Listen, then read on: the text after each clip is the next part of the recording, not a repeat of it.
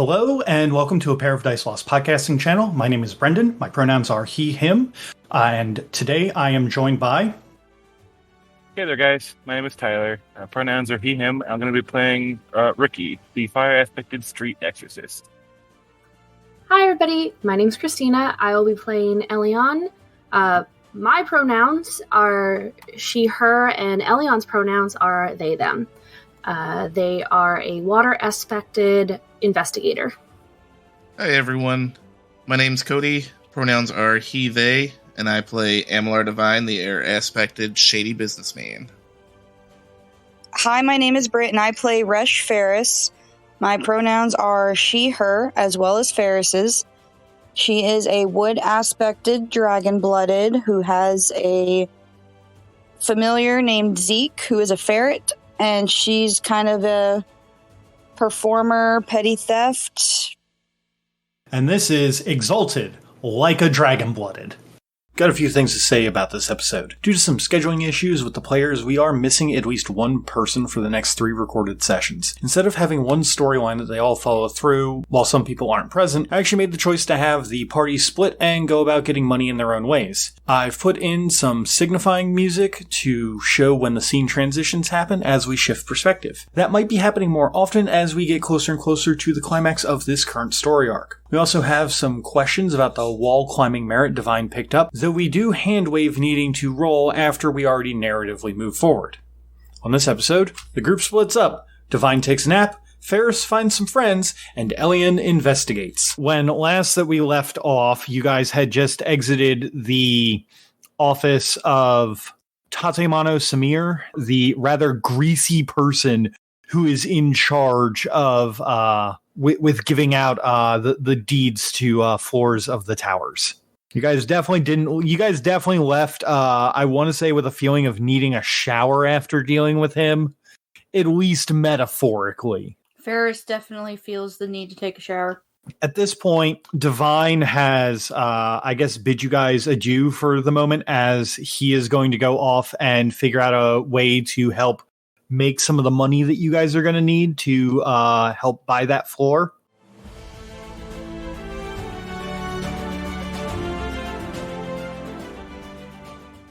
All right. When last that we left Devine, he was leaving with the group from the tower in the inner city district.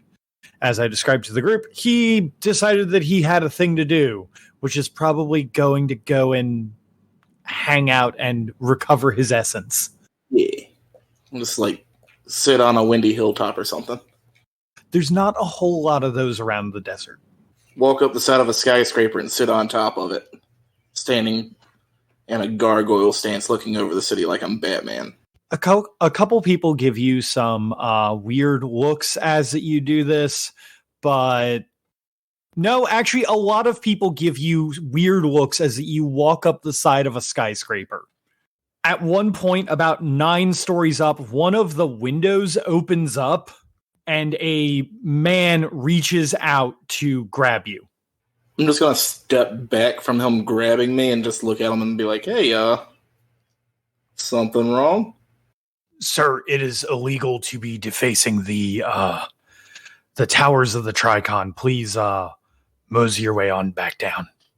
But I'm not defacing. I'm just taking a stroll. Sir, your feet are touching the sacred glass of Chiaroscuro. How far to the top? You're on story 9 of about 150. Okay, do you want me to walk back down or just come with you?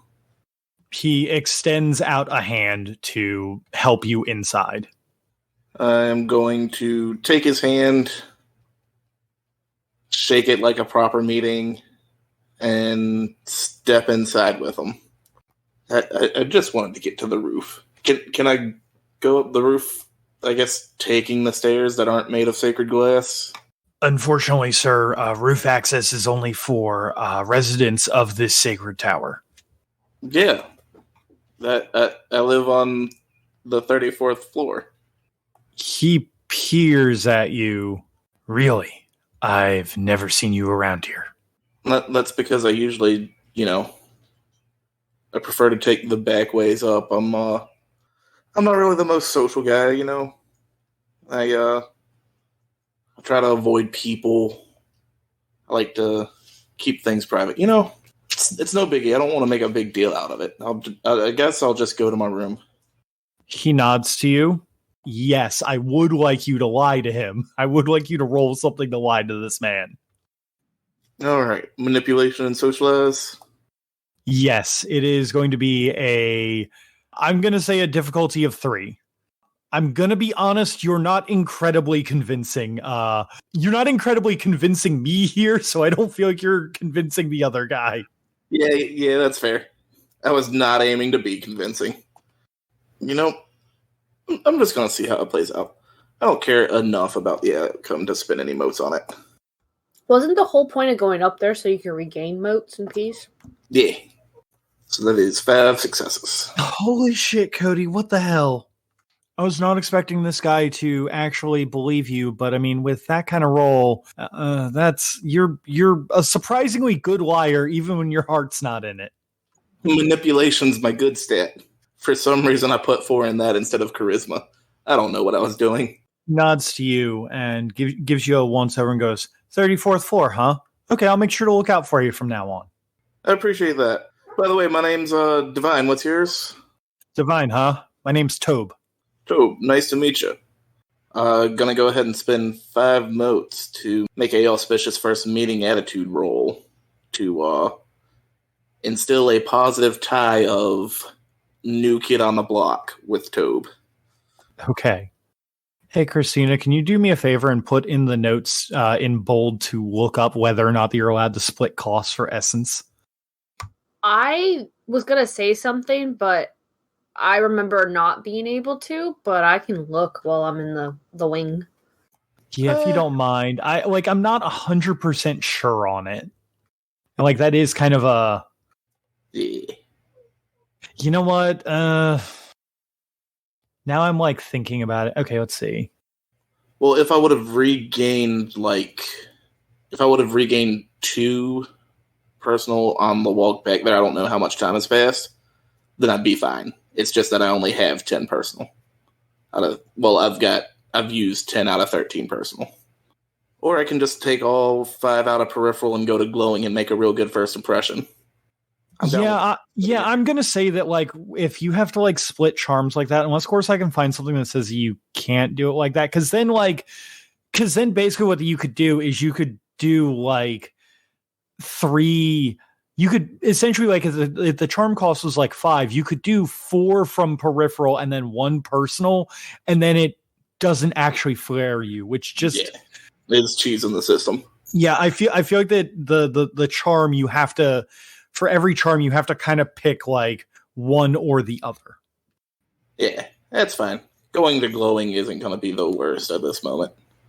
Okay.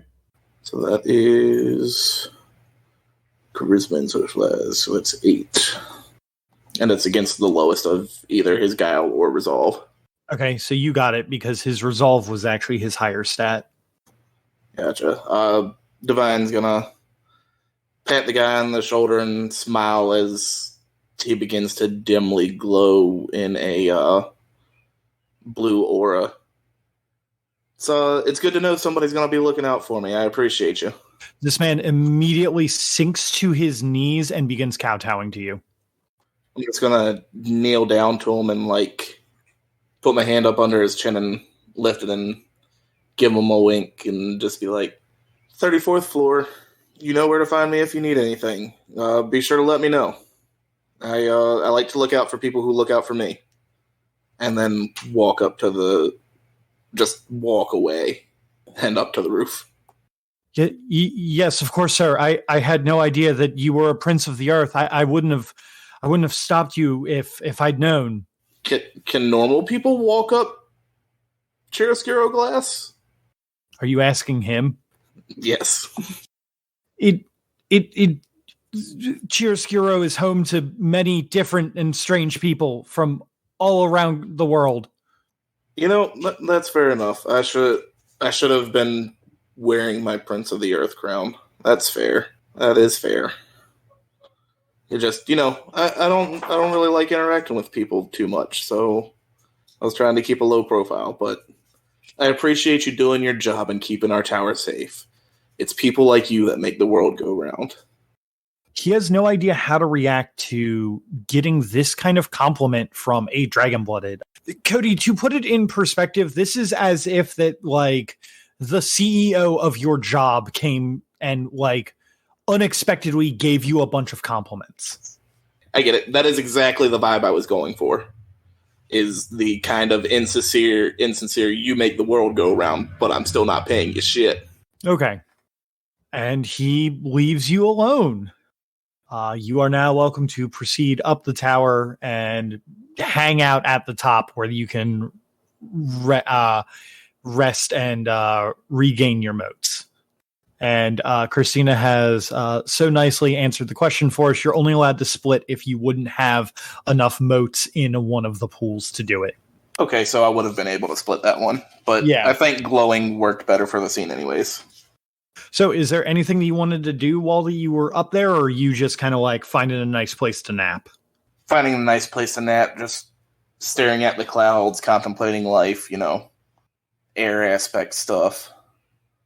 Maybe doing some footloose parkour across the ceiling to limber up and clear my head. Work out the built up energy. Okay, so a couple hours pass as you work out and get your motes back. You take a nap at some point. You just kind of get ready and figure out what your next move is going to be. Cody, you can regain a willpower for getting some rest and also be back at full motes and everything.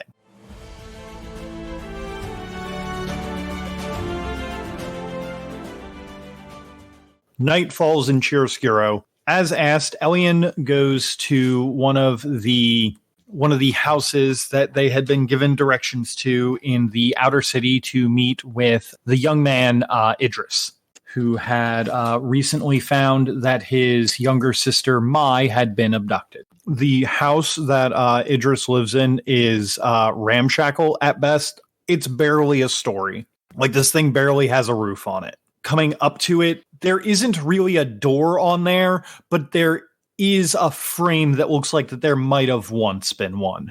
And waiting outside, now that the sun has gone down, is Idris, kind of looking a little shaky and a little, I guess, nervous is the best way to put it. I mean, Elion's just gonna walk up to the kid. Are you just walking up into his house, or are you just gonna knock on the knock door? Yeah, he's just standing out. He's standing outside, looking around, basically waiting for you. I'm just gonna walk up to him. When you walk up to him, he waves with a little hello, hi. You talked to me earlier today. Are you sure that you want to do this? You said that you're not going to accept any payment. I told you can just owe me a future favor. All right. Do you have any? I mean, obviously, I want you to work. Obviously, I want you to find my sister, but that does sound a little ominous, you know? It would be something simple, like keep your ears out for something like that. It's not going to be anything that should put you in any kind of danger or be very difficult. Oh, well, yeah, I can do that. I appreciate the honesty. Lying takes too much time, too much effort, too much wasted brain space. Here's where that we live. I've tried not to mess anything up, but I did need a place to sleep. That's fine. Can you show me where she... He opens up the door with basically the rag that's covering his doorway.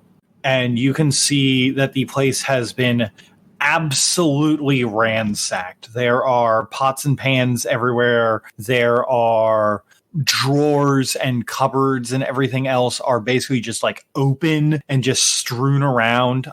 What looks like a bedroom it looks almost like the bed, whatever kind of mattress that they had, bare as it might be, has been almost gutted. There's stuffing and everything outside of the bed. This place looks this place looks bad.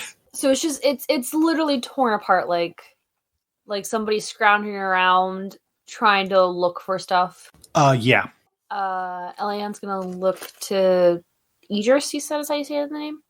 Yes. Did you do this? Did I mess up my own house? No, this is how I found it. Right. So you found this and your sister was missing, so someone probably ransacked the place. Do you have any reason? Like, does your sister have any enemies? Anybody that would want to use her? Do you guys have anything or any knowledge of anything you shouldn't? Not that I know of. I work in the fields outside of the city, working on the grain crop most of the day. I don't know what my sister really gets up to. So you have no idea what she does to make income. I know that she makes a lot of it. So she makes good money then. She came home with like almost 10,000 yen the other day. She made a lot in one day. Do you know any of her friends or anybody she associates with besides you? Well, there's Abba down the road.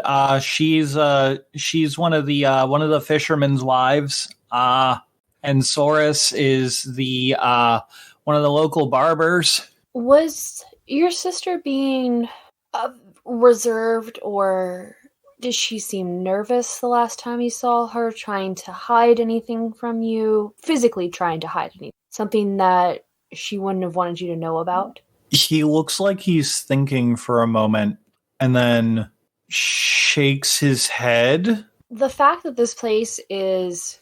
You said the mattresses were cut up, right? Yes.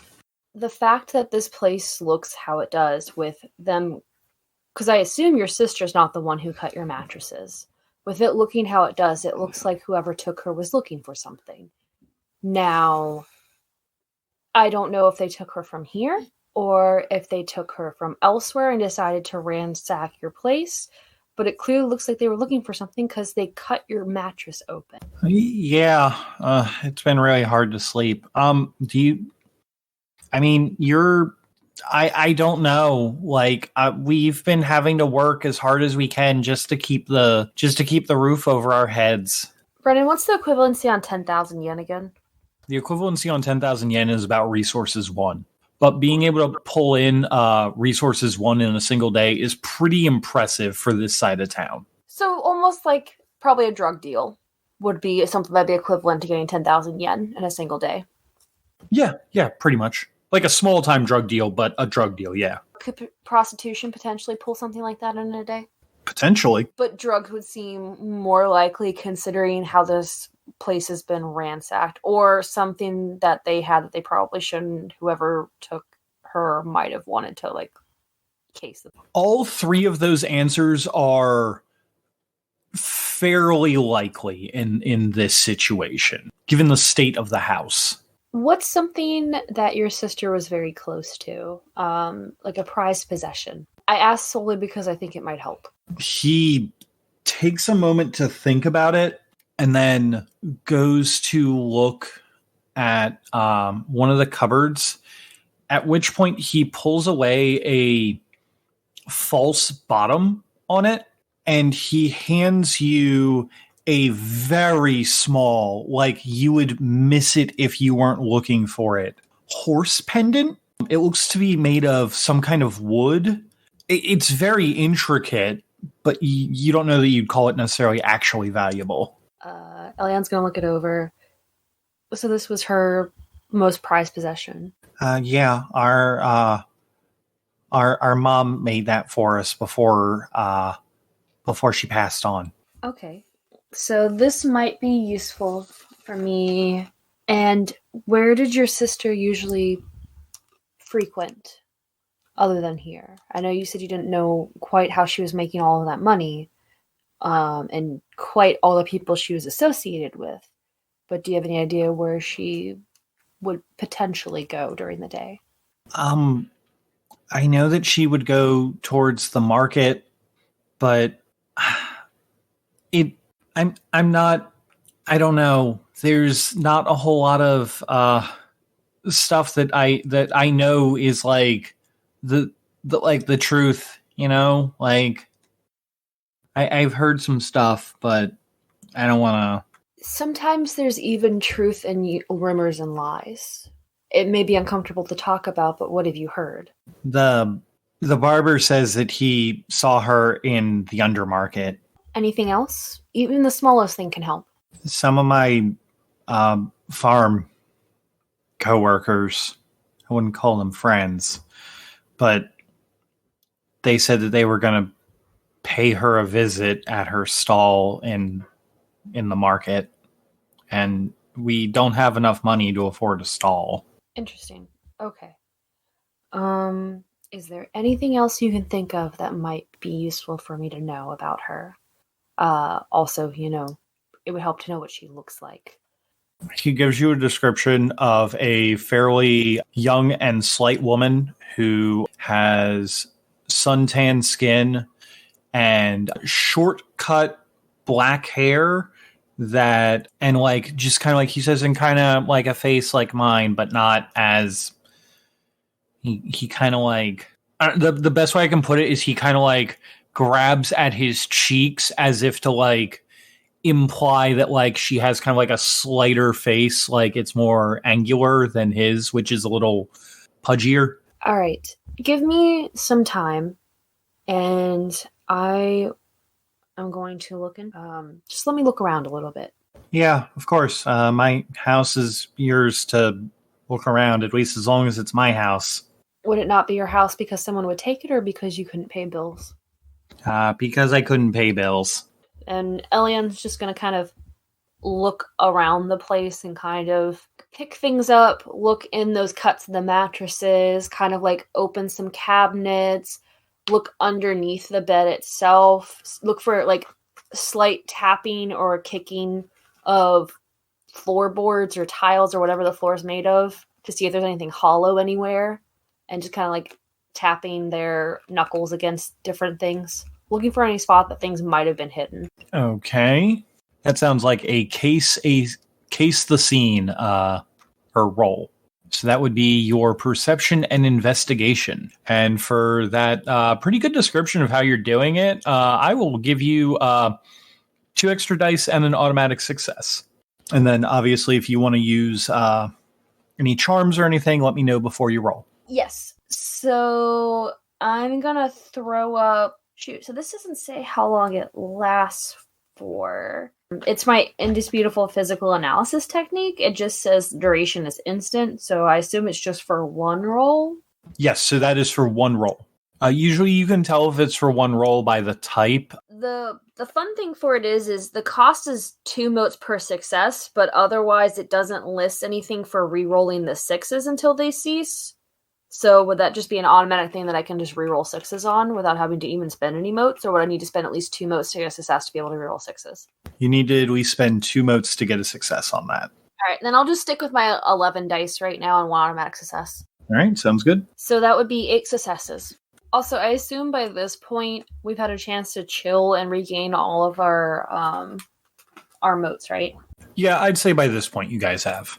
Okay, so there are, with 8 successes for an investigation roll, you notice a couple of things. The first thing that your investigative mind notices right off, maybe not right off the bat, but after piecing everything else together, is that the slash in the bed and the stuffing being thrown everywhere is in fact you wouldn't call it a masterfully made red herring, but it is most certainly a red herring. Someone was trying to throw people off the trail by making things look a little bit more hectic than they actually were. The next thing that you notice during your investigation of the bed is that in this case, whoever had done this had missed a slip of paper that was written in very fine handwriting that had slid underneath the actual mattress. Most likely during whatever scuffle or destructive rampage that whoever had done this did it in. So there's an interesting piece of paper that you find. I mean, they're going to read it at some point, but I assume there's more to describe. Yes, I want to go through the things that you find, and then I'll go over the actual details of them, if that's fine. The next thing that you find is hidden in one of the lower cupboards. There is a small bowl that was overturned. When you pick it up, you actually find about 5,000 yen in bills. As soon as you take the yen and bring it close to you, you notice a very sweet scent, like perfume that smells almost like pears and like very like a nice scented fruits. And finally, you find a teacup that has a little bit of leaves in the bottom of it that looks like it was used within the last few days. Certainly not recently enough to be a day or so ago, but like probably very likely it might have been used by either Idris or Mai. So, which I guess piece of which clue interests you the most? I'm just very curious about what's written on the paper to start with. Okay. So written in fine handwriting. Actually, real quick question. Do you you have other languages, right? Yes, I can speak River Speak, Low Realm, High Realm, and Flame Tongue, I think is the other one. Because I think that was the one everybody had. Flame Tongue is the one that everybody has. Do you also happen to have a point in linguistics? Yes. Okay. Written in River Speak is a piece from that in a rather I wouldn't say a delicate hand, but they certainly have a way with words that is poetic. It looks almost like a love note to Mai. But the more interesting bit about it, after all the flowery language, is that this person, whoever has written this, is offering to buy Mai. Like, whoever that they are is like basically saying, I will give 5 talents of silver to your brother if you come with me for the rest of your life, basically. Is there any signature on it? Like signature, initials, anything like that? Yes, there is a single initial that appears as it is signed as Guild Factor Danik Sora. Do I not recognize that name by chance? Or what that title equates to? You do not recognize the name, but you do recognize what the title equates to. A Guild Factor is essentially someone who is authorized by the guild to make large trade deals with other nations. Like, they're fairly high up in the barking order. Okay, Elion's gonna fold that up and kind of tuck it in like a pocket and make a mental note of that. And then they're gonna shuffle over to the teacup and kind of look that over, see the bottom of it, see if it says who made it, and then look at Idris. You said, is it a really nice teacup? Like, looks like better than what they could afford? No, it actually looks like a fairly average teacup. Then they're going to look over at Idris. Did either one of you have tea some time ago? Or a guest over? I'm not a huge tea drinker, so no, I didn't. I assumed that was from my sister. That's why I left it out. Does she ever bring people over? I mean, a few of her friends, but no one that, like... are you thinking that she, like, is... He kind of stumbles for a bit and then just kind of... You don't think that she's, like, selling herself, do you? I'm not excluding anything at the moment. I'm just trying to connect all the dots and assemble all the pieces of the puzzle. That's fair. Yeah, I didn't really drink a whole lot of tea, but do you think the tea is important? Potentially. You never know what can be important. Elion's gonna actually sniff the tea and kind of take it up in their hand and rub it to see if there's anything that... You know how when you look through tea and you kind of have an idea of what should be in it, and what shouldn't be in it. I'm trying to see if maybe their sister was drugged or something like that, type of thing, to make it... No, I totally get what you're talking about. Yeah, just kind of, I mean, if it's obviously something that's odorless, it's not going to be prevalent, but maybe if, like, the tea leaves leave a different color on their hand, or they don't smell like tea, or maybe they do smell like tea. I don't know. I'm trying to see if there's anything odd about it.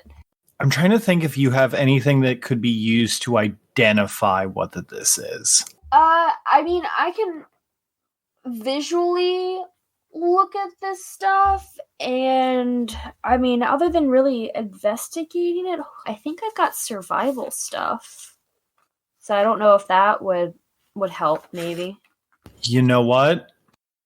Survival actually would help. Do you want to... Let's see. So you're just kind of like looking at the tea and everything. Yeah, my survival's not the best, but I do have some stuff in survival. Okay, yeah. I would definitely say that this could count towards a survival roll. Survival and intelligence, survival and perception. I would say survival and intelligence. And is there anything you want to do to add anything to it? I think I'm going to use my ration enhancing method, which is the excellency, and use 2 motes to give myself an automatic success on a survival roll. Okay. Just help out a little bit with it. Yeah, sounds good. So that's 1 automatic success then added. Wah, wah. I only got that 1 automatic success. Okay, with 1 success, you identify that the tea definitely has some kind of poisonous properties to it. You're not sure the exact nature of the poison because, there's a lot of poisons in creation. So, like, it could have been something to knock someone out. It could have been the maiden tea, which is used to basically, like... Yeah, it's basically birth control pills, or it could be ghost tea. You said your sister was more of a tea drinker. Do you guys have any of like a container of tea around? Because there's something in this tea that's, I can't peg quite what it is, but something's off about it. And having something to compare it to, just curious. Idris thinks for a moment and goes to a drawer, opens it up, and produces a small glass container.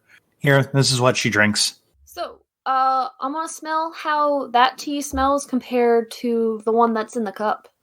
The one that she drinks, according to Idris, is the best way that I can describe it is a cheap chamomile. It's like, it's got a nice, like, scent to it, but it is very clearly, like, the cheapest, like, low-quality stuff. It does not have anywhere near the same scent as what was in the teacup. So, using, logic, either somebody brought this to her or, she had a stash somewhere else for some reason that her brother didn't know about, but more than likely somebody brought it for them to share. That does seem pretty logical. Is there another cup around here somewhere, or just the one? Just the one. Okay, Ellion's gonna kind of nod. Okay, thank you. You can put that back. Interesting. And then they're gonna move over to where the cupboard was and pull the bills out, count them, make sure that there is exactly 5,000 yen, like you said. And just kind of take in that scent again. Because you said it was a kind of a pears and fruits scent? Yes, it was like a sweet pear. They're going to look to Idris. Does your sister have any perfumes? Or any scented anything? No, we don't really deal a whole lot, and we don't really have the money for that. At least we didn't until... no? Brendan, is it a very, like, these things were saturated in perfume, or, like, they acquired the scent from kind of just being around someone that wore it? They acquired the scent by being around someone who wore it. I was just curious to, like, what depth it... Okay, make a mental note of the scent. Going to look at Idris. Do you know anyone who has a perfume that's very fruit-like. Have you met anybody recently? Idris thinks about it for a moment. No, I don't think so. I mean, like odd questions, but like I said, every little bit helps, and things that are present here are not something that are normally present here from what you're telling me and from what I can notice, which means they can be clues to who has interacted with your sister and possibly where she is at. wait, like sweet, like pears. Maybe there's a few guys who spend all their money on girls and stuff that I work with, and they said that the sweet smells of the sweet smells of fruits helps keeps the bad things in the undermarket away. That's why that it smells like that down there. They're gonna hand the yen to the... I am going to take a little bit of it just so I have a scent reference. But once I'm done, I'll give it back to you. Okay. Did you say that if the poison had a smell to it or not? There is a smell to it, but you couldn't define what it was. But it does have a distinguishable smell, so if I were to find it in the future, I could kind of cross-compare them. You could potentially do that. Okay, so I've got used tea leaves that have some kind of poison in them, a couple of pear fruit smelling sweet yen. I've got this love note thing, and then I know that the slashings are red herring. That covers everything, right? Yep.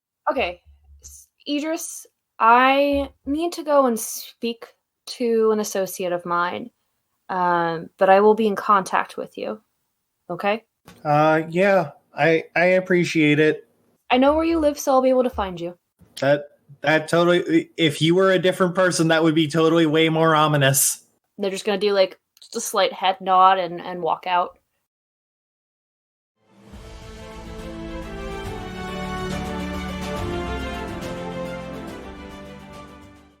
We swing the camera over to Fairus, who is gonna be doing her best to get some money together. Money.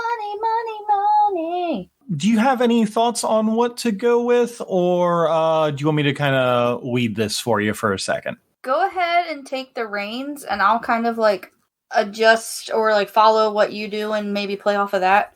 Sounds good. So, in the undermarket, there is a small little shack that Captain Desert Bloom has purchased. It barely constitutes anything more than a cursory glance. It is currently where the family is set up. It has trouble holding the amount of members that are in the city comfortably. Normally, headquarters like this are places to lounge and hang out with your compatriots and kind of like have like smoke breaks together and count money and kind of like use as like hubs for missions.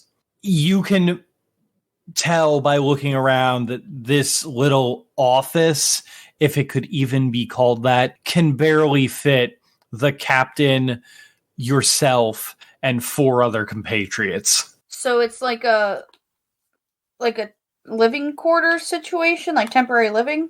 Yes, there is basically a futon in the middle for people to sit on, and then some like bedrolls. And there's a desk that Desert Bloom has kind of taken for themselves. I'll walk in, and anyone who doesn't look like they're just angry all the time, if they look at me, I'll like politely like do a little nod as a hello as I make my way through, and then take a seat on the futon.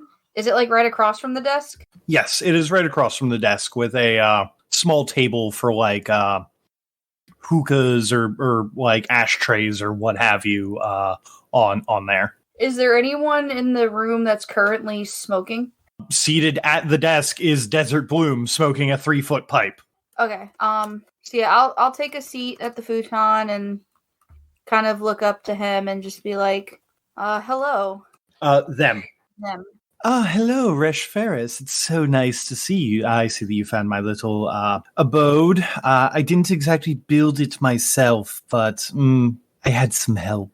Yeah, I can see it's nice, but it seems a bit crowded.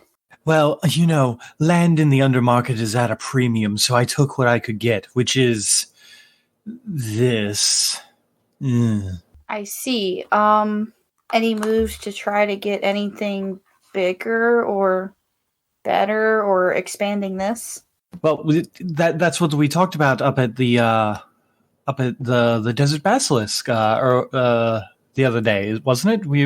You all had decided that we wanted to work on getting the what was it? The entire level in the tower. How did that go, by the way? Right. It went not the way we would have preferred it to go, but we have some leads. We need to earn some money if we want to buy it outright, or we can join in on the bidding when that starts. Yes. Okay. How much? I know that Uncle Akoki was saying that we had quite a little nest egg saved up. So any idea of how much that we're looking for? Fairus will resituate herself in the chair to kind of get a little bit more comfortable. Just kind of nod. Yeah, we got the starting bid will start at 9 million. But if we wanted to buy it outright, they said 18, but we were able to talk them down to 15 mil. 15 mil, that could be done in a little bit, but it would be... and we've only got, 3 weeks until the auction? Ooh, that's quite a short turnaround for that kind of money. Well, we also have to get the 15 to him 5 days before the auction. So it's not even like the full 3 weeks. Ooh, 2.5 weeks. That's... me oh my, that is absolutely terrible. I absolutely cannot imagine just 15 million. We only have the 5 million right now. That's doubling plus more. Yeah, do you know of anyone else who might be trying to get this property that's in the family?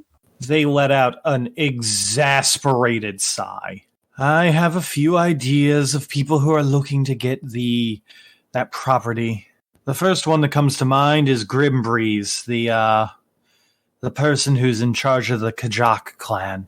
They've had their eye on making sure that we over in the Goesatara are put in our place. They haven't liked us, really, ever. It's the exact opposite kind of brotherly relation that Resh and Izath tried to foster. Terrible, really. For you specifically, Brett, since you're in that family, basically the Resh family and the Izath family were the first two families to be made for this clan. And they got along amazingly. Okay, gotcha. And the Goestara family is kind of being that... Yes, that doesn't want to follow everyone else. The Goesatara family wants to help everyone else, and the Kajak family is... Basically, Goesatara and Kajak are splinter branches of the Resh family. Does that make sense? Yeah, I'm just trying to get everything in my head where it's supposed to be. The best way I can put it is it's like they're like brothers, and where is it like the family before that? It's like, oh, these two brothers got along great, and then you get down to like the kids of the Resh family, and they do not get along great. Gotcha. Okay. So, other than Grim Breeze, was there anyone else that you think might be trying to get this property? Yes, I have. There are two other people that I can think of. And one of them I certainly hope is not the case. Obviously, the Baronato family wants to try and show us all up. There are little our little children family that broke off.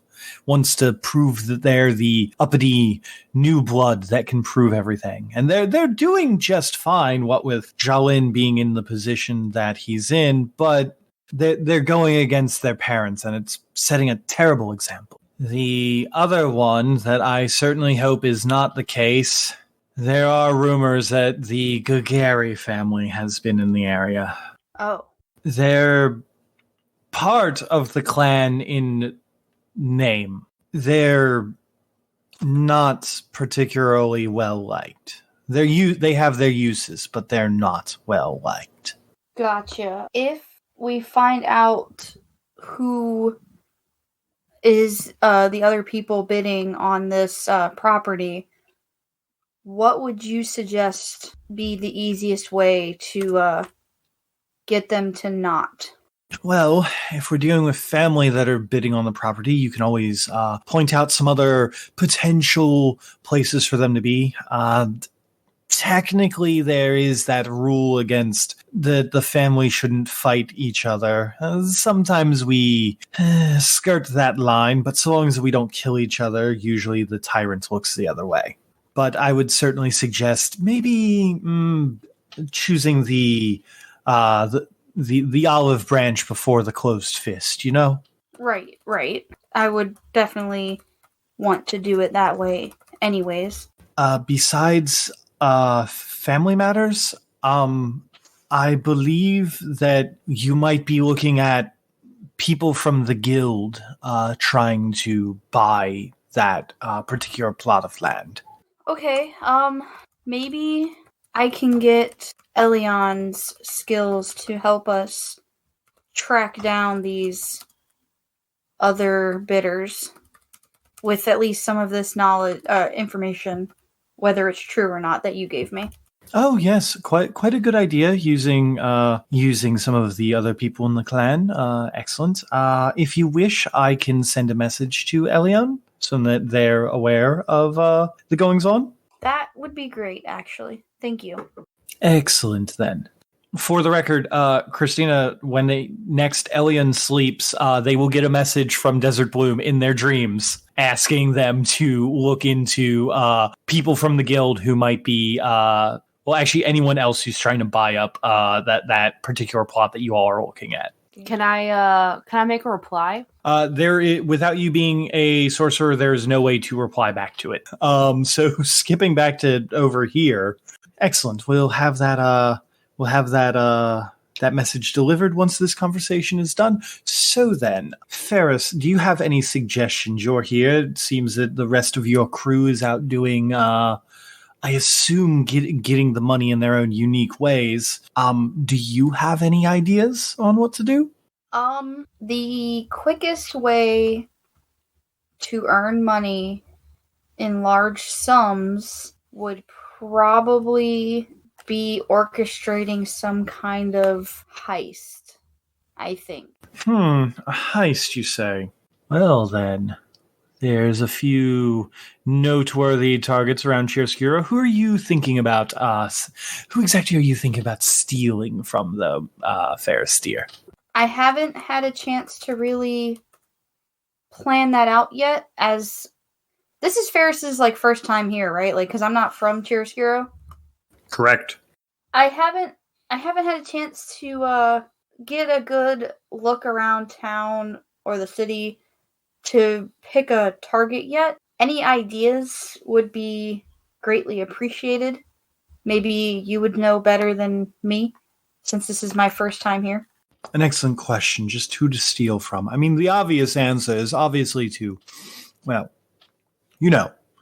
hit the guild as hard and as fast as we can. Make sure their coffers are bleeding dry and that they can't, takes out two birds with one stone. But theoretically, we could also steal from, say, the locals of Chiaroscuro, the Tricon and what have you, the nomads. They're just horse people, so... I like the idea of stealing from the guild. The two birds with one stone sounds rather promising. Well then, I guess how big do you want to go? Big enough to earn a decent chunk of money, but not big enough to expose ourselves.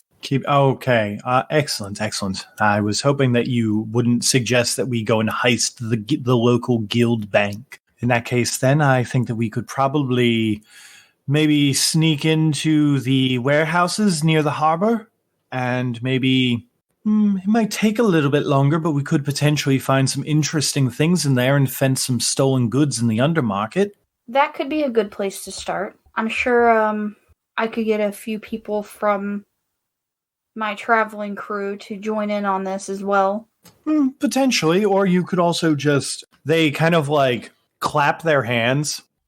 The 4 other people who are in here, 3 guys and 1 girl, kind of stand up at attention. Well, I know that your crew is around and dealing with their own things, but you can use some of the lower level members to help you out.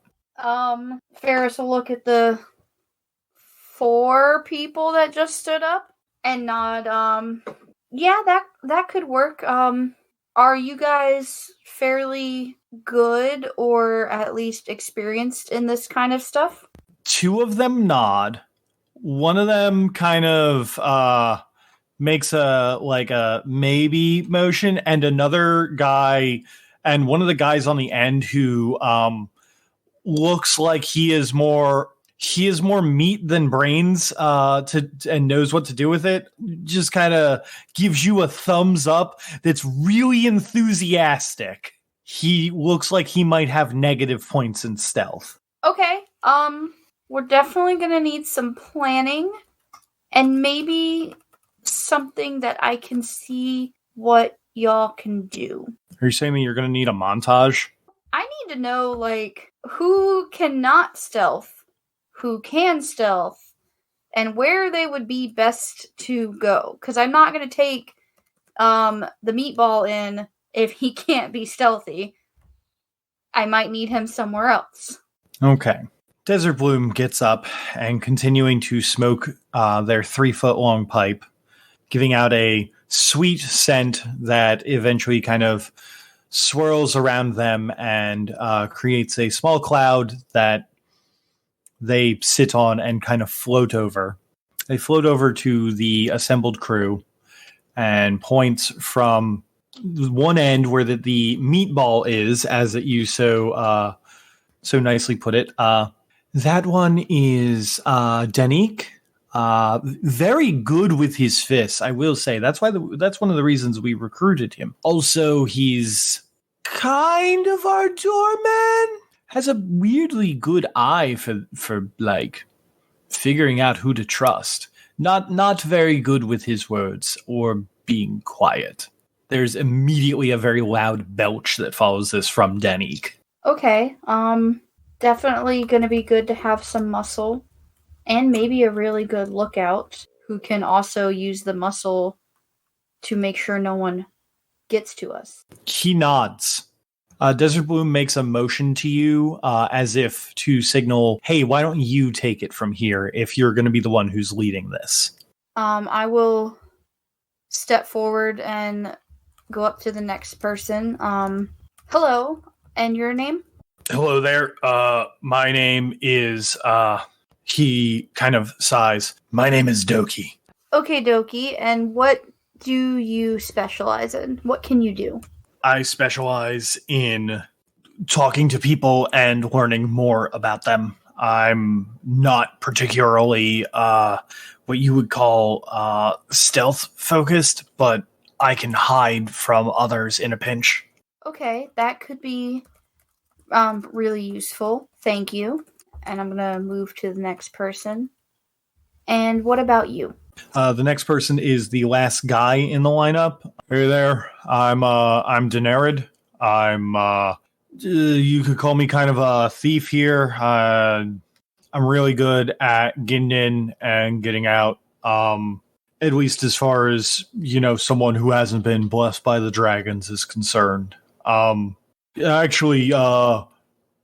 The captain over there actually picked me up because I pickpocketed them and they had a little bit of trouble catching me. I'm real quick on my feet.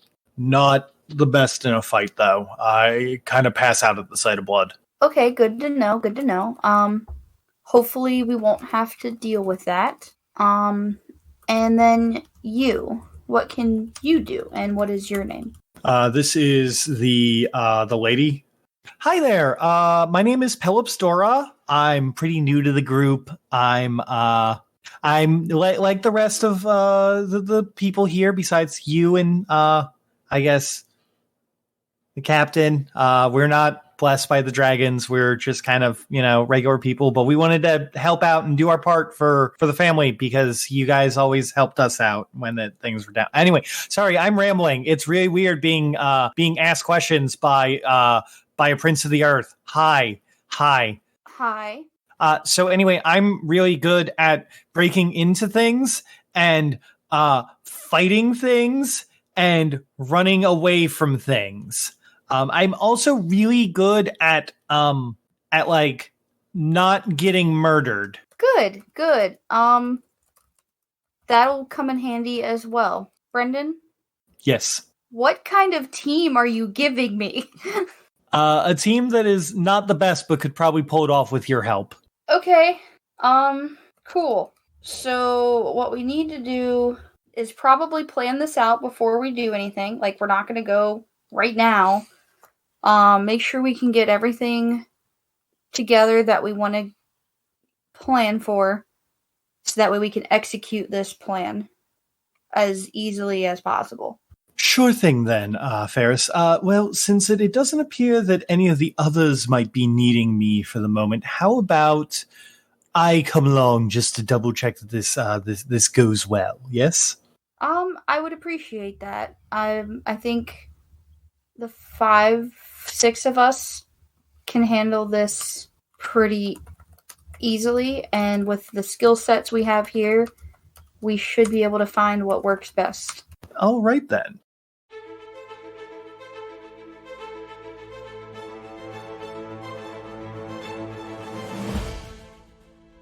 Thank you all for taking the time to enjoy our show. If you liked what you heard, why not give us a follow on Twitter for more updates as to when we'll be releasing episodes. You can also give us a like or review on your podcast app of choice. Just a few quick button clicks and you can help us defeat the dreaded algorithm boss. The theme song for this game was Main Theme by Alexander Nakarada, copyright 2019, used under a Creative Commons license. And hey, for making it this far, I saw that cool thing you did, so have some stunt dice.